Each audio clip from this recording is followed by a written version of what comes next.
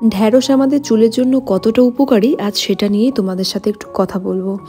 ঢ্যাঁড়সে থাকা vitamin C কোলাজেনের উৎপাদনে সাহায্য করে, চুল হবে মজবুত, পাতলা হয়ে যাবে না কিন্তু সহজে। ঢ্যাঁড়স জল সঙ্গে থাকলে বাজার চলতি রাসায়নিক সমৃদ্ধ কন্ডিশনার আর প্রয়োজন পড়বে না। ঢ্যাঁড়সের জলেই চুল হবে মখমলের মতো। চুলের একাধিক সমস্যা সমাধানের প্রাকৃতিক উপাদানের ওপর ভরসা রাখেন অনেকেই। আপনিও এই কাজ করলে যে ঠকবেন না তা তো বলাই বাহুল্য। বিশেষ করে ঢ্যাঁড়সকে সঙ্গী করলে ফল পাবেন হাতে নাতে।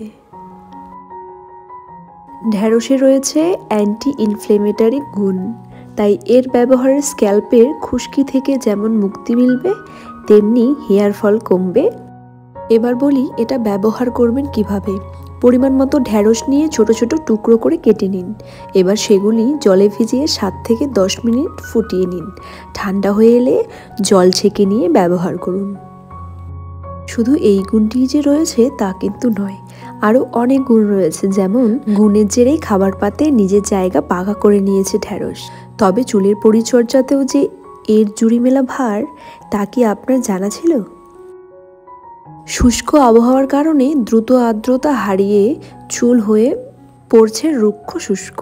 আর চুলের যখন এই অবস্থা তখন চিরুনি বসালেই উঠে আসতে মুঠো মুঠো চুল। তাই এই সময় চুলের দিকে বিশেষ নজর না দিলেই চিত্তির। তাহলে এর উপায় কি? এর উপায় হলো নিয়মিত ঢ্যাঁড়স জলের ব্যবহারে ম্যাজিক হবে আপনার চুলে। এর গুণেই চুলের গোড়া মজবুত হবে, ফলে এই শীতে কমবে হেয়ার ফল, দূরে পালাবে ডগা ফাটার সমস্যাও। এদিকে এতে থাকা ভিটামিন চুলকে ভিতর থেকে পুষ্টি যোগাবে।